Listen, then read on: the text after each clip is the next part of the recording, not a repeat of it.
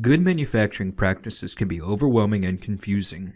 One topic that confuses many is the difference between a master production record, MPR, and a batch production record, or BPR. With 17 years of experience, InstantGMP makes traversing the difference easier. Think of an MPR as a recipe from a cookbook. It has instructions organized with measurements, timing for each activity, ingredients, and cooking equipment. A BPR is a copy of the cookbook with all the details, but here you record what you did to make the recipe. Maybe you baked it for 35 minutes instead of 45. In the realm of GMPs, you need to record this metadata for the protection of the consumer. We separate the two in our EBR system. Only certain license roles have access to the MPRs, and even fewer have permissions to edit.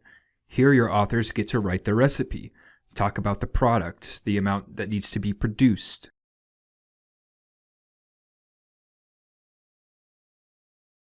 Materials, equipment, reference documentation as needed, and write your instructions. Once completed, your team can review and approve the recipe as appropriate for the product and your regulations. Once we have our recipe organized, we can now issue a fillable copy called a batch production record. This record gives your team the ability to record the metadata.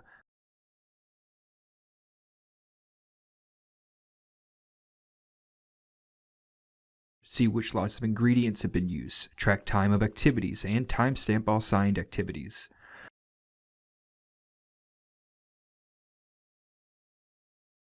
The separation of MPR to BPR helps create consistency between batches. By using this system, you'll quickly identify any production errors or process improvements. This leads to less downtime, more efficient operations, and more consistent products. Please visit our website if you have additional questions. Thank you and have a wonderful day.